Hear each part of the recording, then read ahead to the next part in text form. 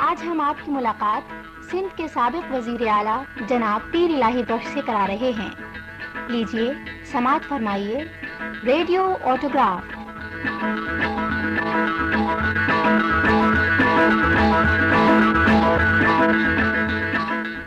محترم پیر صاحب، زحمت معاف ہو، جناب کے زمانے بچپن کے سلسلے میں ہم چند تفصیلات جاننا چاہیں گے، مثلا سن پیدائش، والد کا اسم گرامی اور رہن سہن وغیرہ.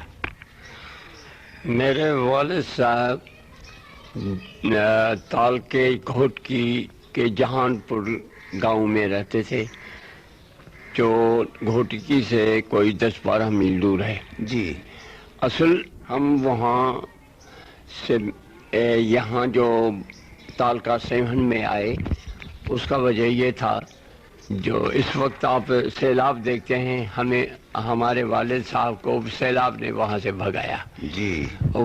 وہاں سے میں اس وقت چھوٹا تھا، مجھے کل 2 اور بھائی تھے، ہم 3 بھائی، ہماری والدہ جی. اور ہمارے والد صاحب سب وہاں سے ہجرت کر کے سیون تال کے میں بھان کے قریب پیر کا گوٹ ہے، وہاں آ کر اپنے ماموں کے پاس ٹھہرے. اچھا، ویسے سن پیدائش آپ کا؟ ہاں، اور میں پیدا بھی یہاں ہی سال کے سیون میں بھان کے قریب جو پیر کا گوٹ ہے، جی، اس میں 1895 میں 1895 میں پیدا ہوا. اور کیا اس میں گرامی تھا؟ میرے والد کا نام پیر نواز علی شاہ. جی. وہ وہاں ہی اصل وہیں رہتے تھے گھوٹکی تالکے میں. شادی یہاں سے کی تھی، لیکن جب وہاں سے یہ سیلاب سخت آیا اور ہمارا گاؤں وغیرہ زمین وغیرہ سب ختم ہو گئی، وہاں ڈوب گئی، تو ہم میرے والد صاحب یہاں آ گئے، ہجرت کر کے آ کر وہاں اپنے ہمارے ماموں کے ساتھ رہے. جی. اور ہم وہیں رہے. قدرت خدا کی کہ 1-2 سال کے اندر وہ انتقال کر گئے میرے والد صاحب. جی. ہم باقی 3 بھائی رہے. جی. اور ایک ہماری والدہ.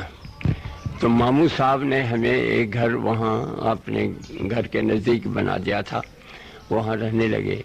اس کے تھوڑے ہی وقت میں 1-2 سال کے اندر ہمارے چھوٹے بھائی سب سے جو تھے، جی، ان کا انتقال ہو گیا. ہمیں شمال پاک ہوئی تھی، تینوں بھائیوں کے ایک ہی وقت تھے. اچھا. تو وہ بیچارے انتقال کر گئے. میں اور دوسرے میرے بھائی، ان کے نام پیر واحد بخش، وہ ہم زندہ رہے. تو 3 باقی بچے، میں، میرا بھائی اور ہماری والدہ جو وہاں رہتے. اس کے بعد ہمارے ماموں نے ہماری پرورش کی. کلام اللہ شریف ہم وہیں مسجد میں پڑھتے تھے اپنے گاؤں میں. جی. وہاں کلام اللہ ختم کرنے کے بعد بھان سید آباد میں پرائمری اسکول میں ہمارا داخلہ کرایا ہمارے ماموں نے. جی. اور میرے ساتھ ان کے والد، ان کے لڑکے پیر جان محمد بھی میرے ساتھ ہم عمر سے، ہم دونوں اسکول میں وہاں داخل ہو گئے. اب وہ ہمارے گاؤں سے بھان سید آباد کوئی 2 میل ہے. جی. اس میں ہم دونوں پڑھتے تھے، اور ہماری وہاں بہت آپس میں رہی. تو شروع سے لے کر میں 6ٹھی جماعت تک وہاں رہا. مجھے یہ شوق پیدا ہوا کہ میں انگریزی میں پڑھوں.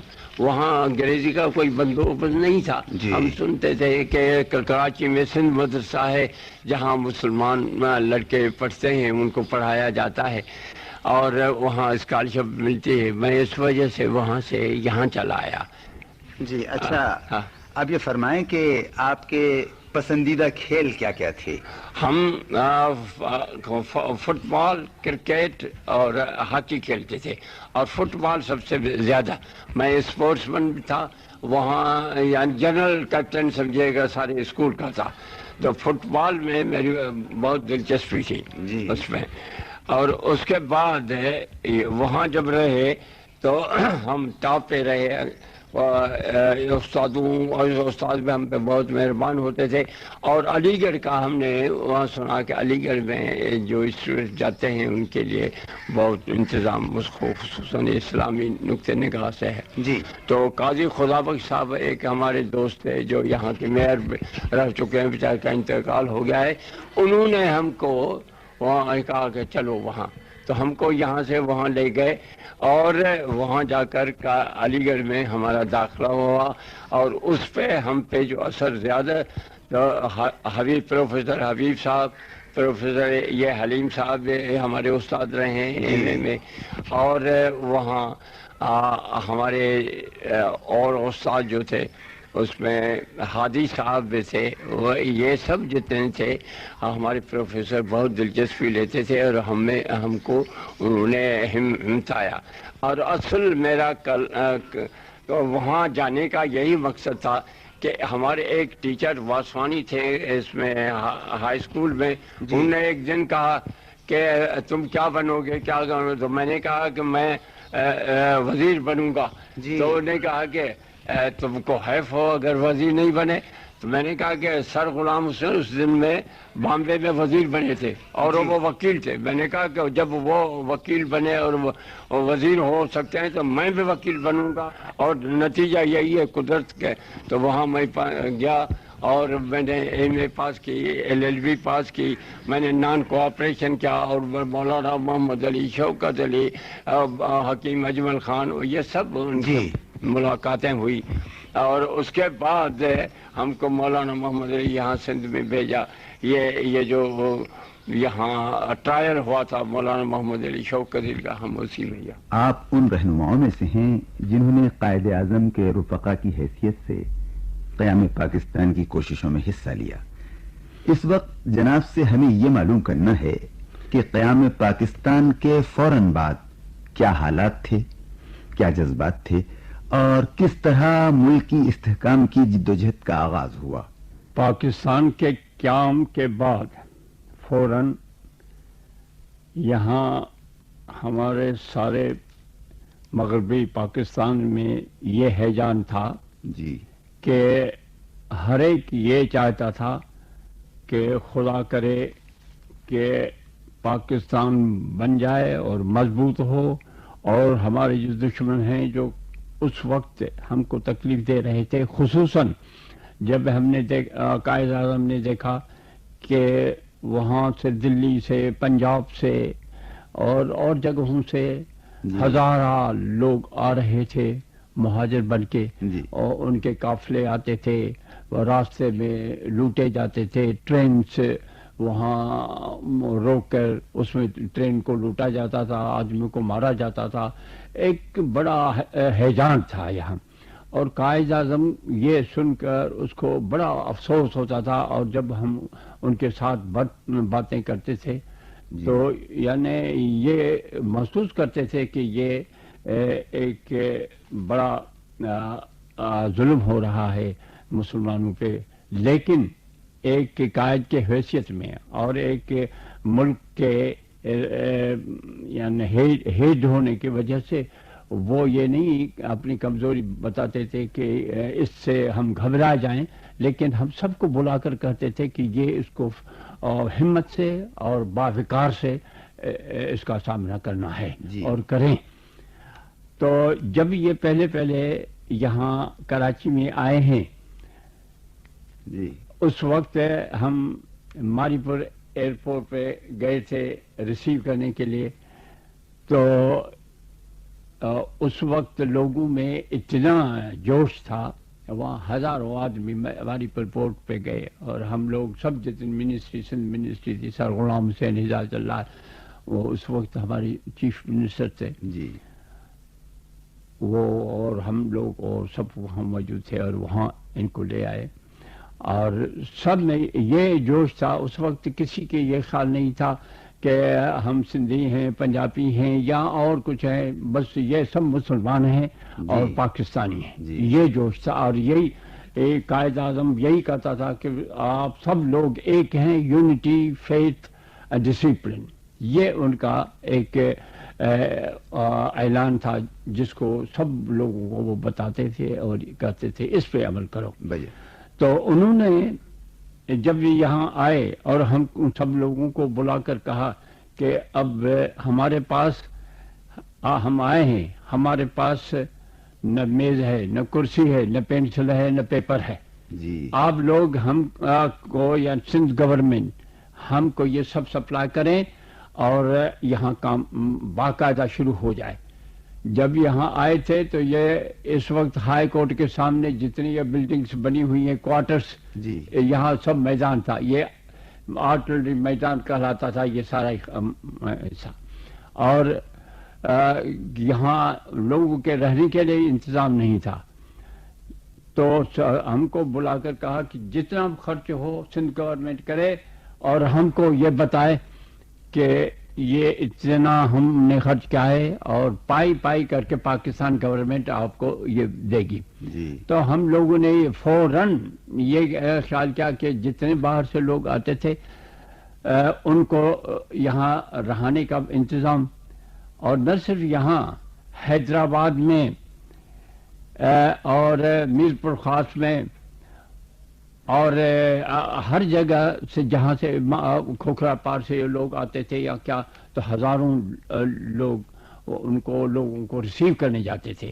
حیدرآباد اسٹیشن پہ یا میرپور خاص میں لوگوں نے بڑے بڑے کھانا پکا کر لوگوں کو کھلاتے تھے، اور اپنے طرف سے، یعنی گورنمنٹ کی طرف سے نہیں، اپنے طرف سے جماعتیں مل کر اور یہ کرتے تھے کہ ہمارا بھائی آئے ہیں ان کو خوب کھلاؤ. اور اچھی طرح سے وہاں جوش تھا اور ملک میں یہ ہیجان تھا کہ یہ کس طرح پاکستان بنا ہے اور اس کو ہم مضبوط کریں.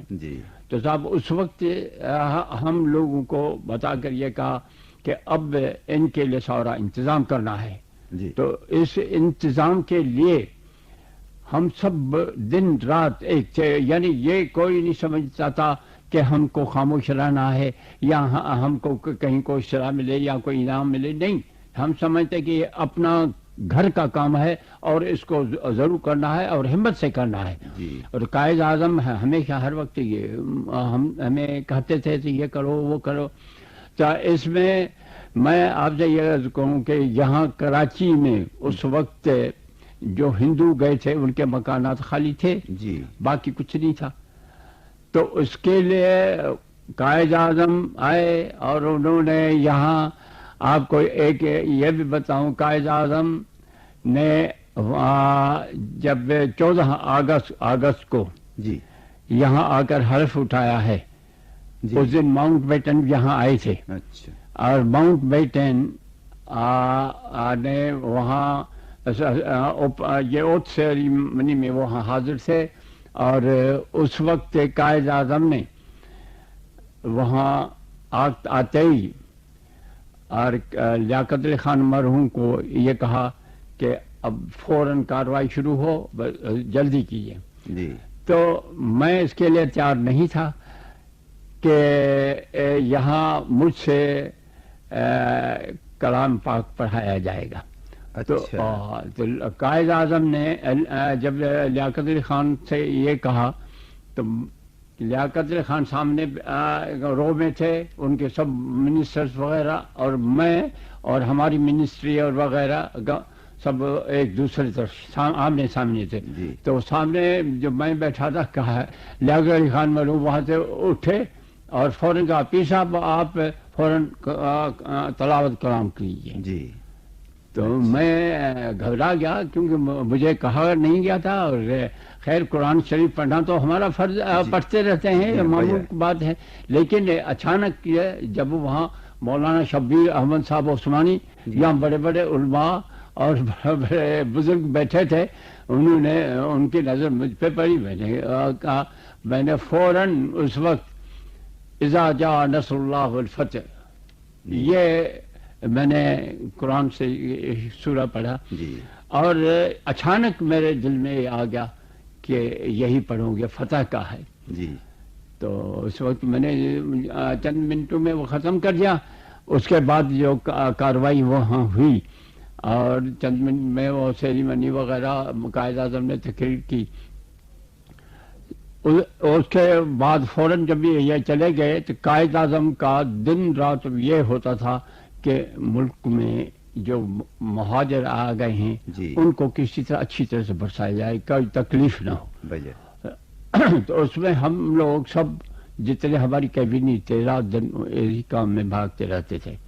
اور کیونکہ اب ساری سندھ میں مہاجر آئے گئے تھے تو ہر جگہ ان کو بسانا تھا، میر پرخاس میں، حیدرآباد میں اور سکھر میں، نواب شاہ میں، یعنی ہر جگہ ہم لوگوں نے وہاں ان کو بسانے شروع کر دیا.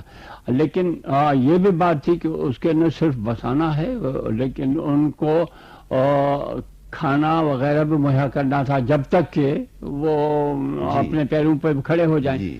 تو یہ سب قائد اعظم کے حکم سے ہم لوگ وہ کرتے رہے. اور ایک بات ابھی کیونکہ وقت کم ہے میں آپ کو بتاؤں کہ میری ان کے ساتھ جو ایک خلاصی ملاقات ہوئی وہ ہی یہ ایس ایم کالج کے اوپننگ سیریمنی کے لیے. اچھا میں تھا پریزیڈنٹ سندھ مدرسے بورڈ کا. جی سندھ اور میرے اور بہت ممبر سے. تو سارے سندھ میں نہ گورنمنٹ کالج تھا نہ کوئی مسلمانوں کی کالج تھی، صرف 3 ہندوؤں کی کالج تھی، ایک کراچی میں، ایک حیدرآباد میں، ایک شکارپور میں. یہ ہندو کی کالج تھی، مسلمان کی کوئی کالج نہیں تھی، نہ گورنمنٹ کی تھی. تو میں نے سمجھا کہ اب وہ کیا ہے کہ ہم کوشش کریں کہ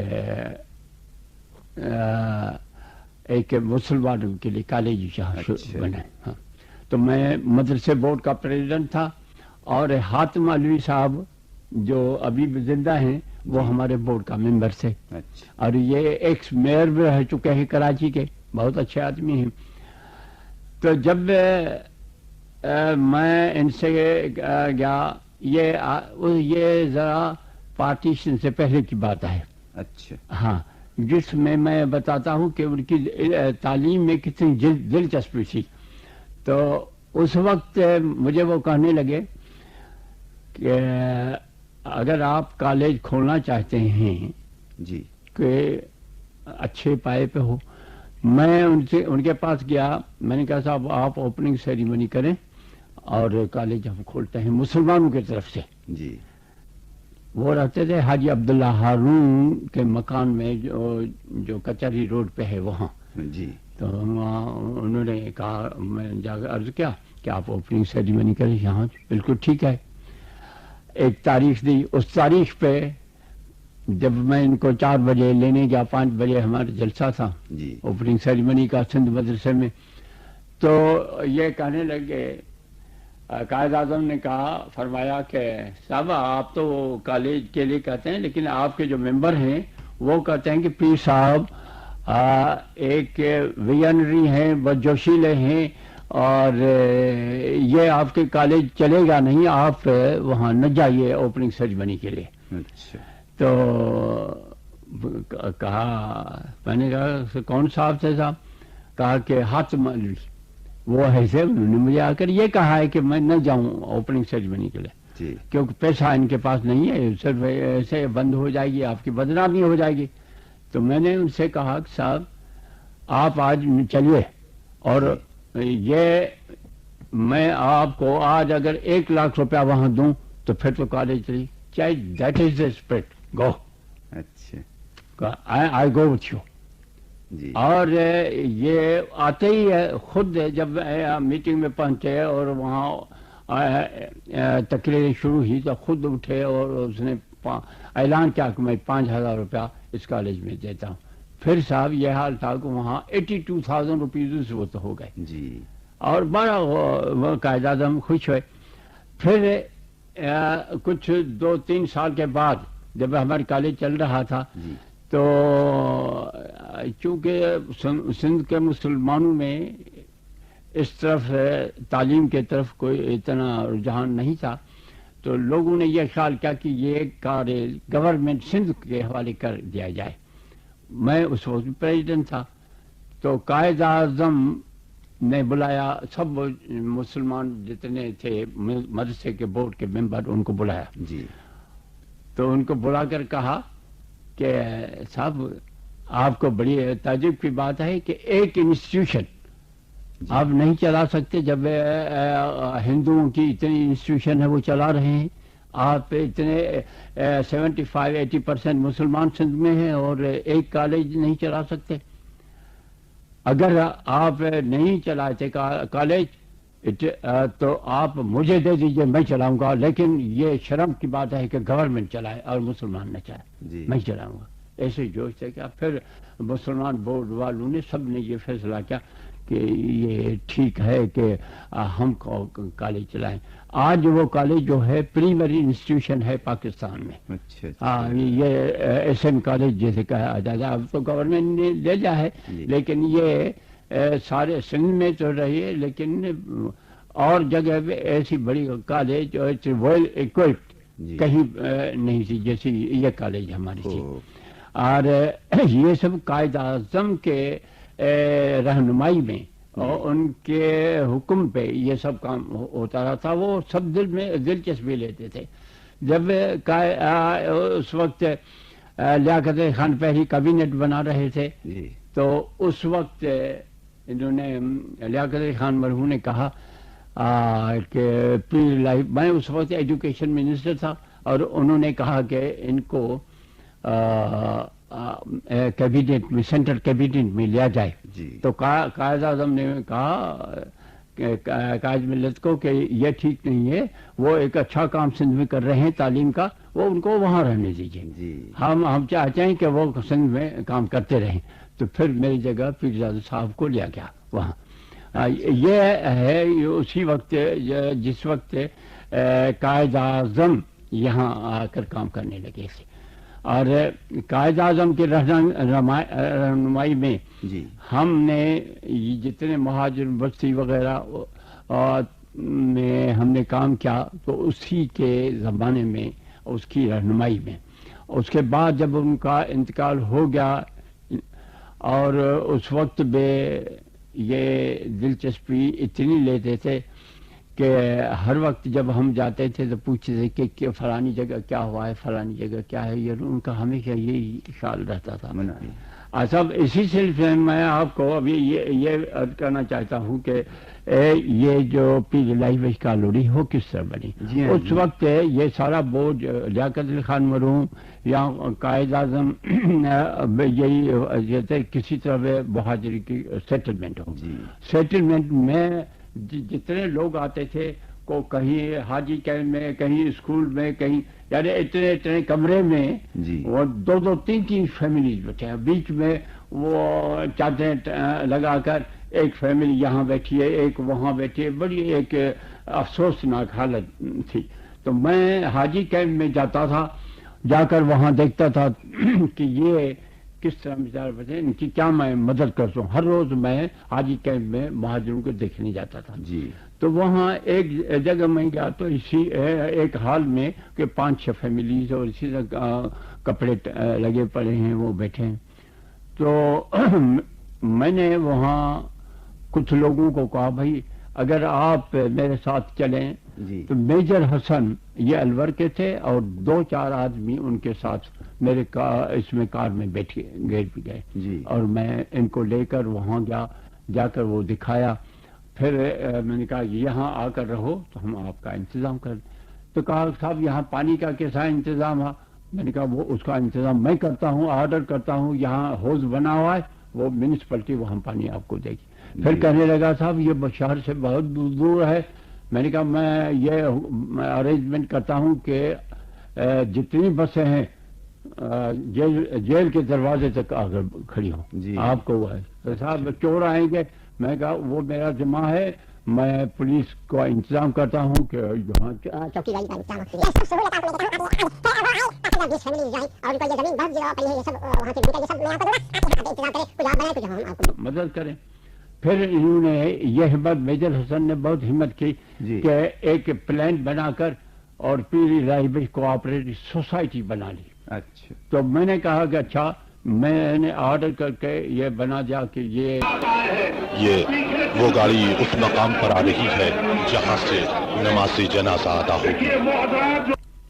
اور معلوم ہے اس میں صرف ڈیولپمنٹ کے 3 روپے لیتے تھے اس وقت جی اور یہ سب 1 کوڑی خطر اس میں گورنمنٹ کو خرچ نہیں آیا اور سب لوگوں نے اپنے جیب سے یہ کوارٹر یعنی 200 گز کے نہیں 195 گز ہے جی 200 کے قریب جی ہر ایک کوارٹر ہے اس میں 2 کمرے 1 ورانڈا اور جنازے کو گاڑی سے نیچے اتارنے میں دقت پیش آ رہی ہے.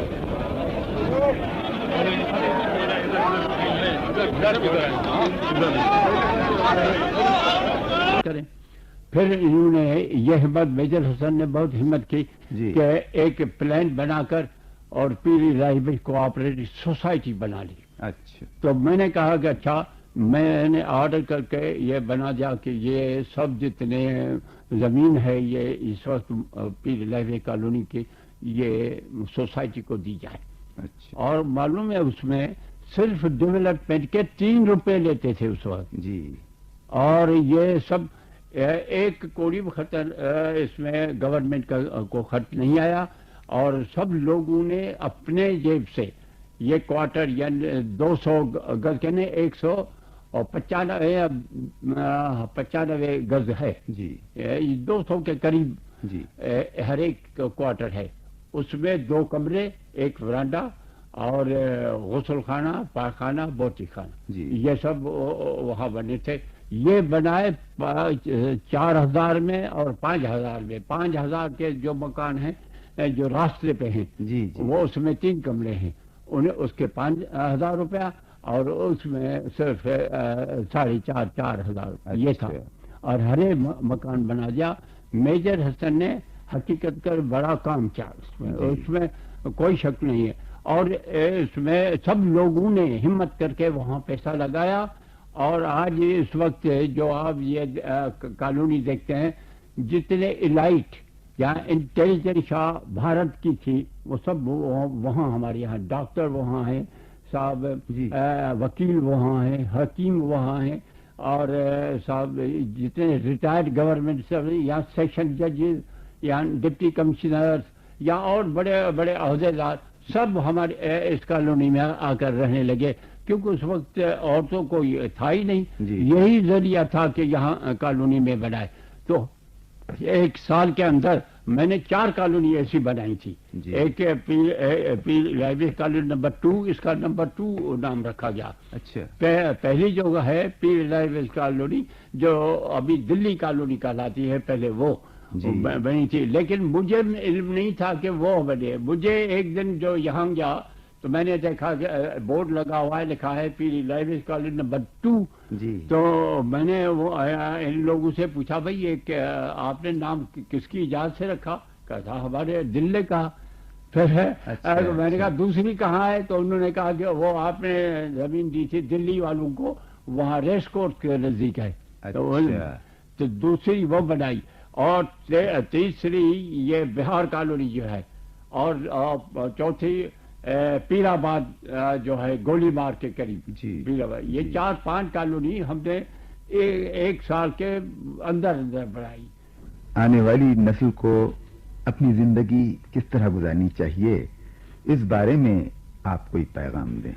میں یہ اپنی قوم کو اپنے نوجوان کو اور یہ پیغام دوں گا کہ اگر آپ اپنے اسلامی نظریے پہ نہیں چلے اور آپ نے اسلام کو چھوڑ دیا تو آپ کا یہ جو ہے اس سے آپ پاکستان کو اس کو بدنام کریں گے اسلام کو بدنام کریں گے اور اس کا نتیجہ ہے بڑا دردناک ہوگا. تو آپ اس سے پرہیز کریں اور مسلمان سچے مسلمان بنیں اور اپنی باپ دادا کی جو ہمارا نشو و نما ہے اسی پہ چلیں. یہ میرا آخری پیغام ہے. وما علینا الا البلاغ. شکریہ. Radio autograph.